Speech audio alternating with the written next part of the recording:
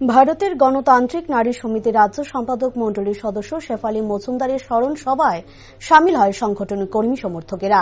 মঙ্গলবার সকাল 11:30টায় সিপিআই মেলার মাঠ স্থিত ভানু ঘোষ স্মৃতি ভবনে নারী সমিতির উদ্যোগে এই স্মরণ সভা অনুষ্ঠিত হয়।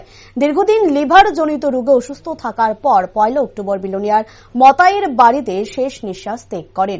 এদিনের স্মরণ সভায় সারা ভারত গণতান্ত্রিক মহিলা সমিতির সর্বভারতীয় সহ সভানেত্রী রমা দাস, রাজ্য নারী নেত্রী ঝর্ণা দাস, বৈদ্য কৃষ্ণা রক্ষিত সহ অন্যান্যরা উপস্থিত ছিলেন। স্মরণ সভার শুরুতে তার প্রতিকৃতিতে পুষ্পার্ঘ অর্পণ করে শ্রদ্ধা জানান।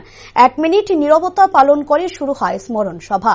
উপস্থিত নারী নেত্রীরা আলোচনা রাখতে গিয়ে শেফালী মজুমদারের রাজনৈতিক জীবন এবং তার ব্যক্তি জীবন নিয়ে বিস্তারিতভাবে স্মৃতিচারণ করেন।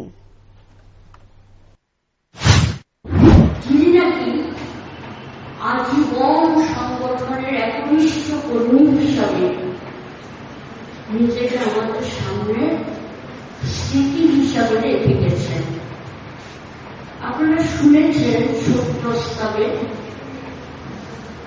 কংগ্রেস শেফালী মজুমদার তার ব্যক্তিগত জীবনের সুখ আহ্লাদ, পারিবারিক যে সংসার জীবন, তার কোনো কিছু ছিল না। 65 বছর, 60 থেকে 65 বছরের মধ্যে তিনি মারা গেলেন। এই দীর্ঘ সময় যখন সামারিকা হলেন, তখন থেকে রাজনীতি, সংগঠন, গরিব মানুষের স্বার্থে কাজ করা এবং মানুষের সুখ দুঃখের ভাগিদার হয়ে তার জীবনটাকে কাটিয়ে দেওয়ার জন্য তিনি ঝাঁপিয়ে পড়েছিলেন। দীর্ঘ সময়ের অভিজ্ঞতা, বহুদিন একসাথে কাজ করেছি। সব স্মৃতিকথা যদি আজকের এই স্মরণ সভায় আলোচনা করি তাহলে অনেক সময় নিয়ে নেবে।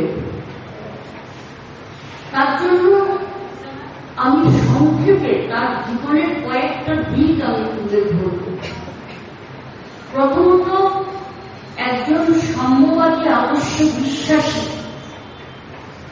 কর্মীর জীবনধারাটা যেরকম হওয়া দরকার, সেই জীবনধারাই কংগ্রেস শেফালী মজুমদার বহন করে গেছেন।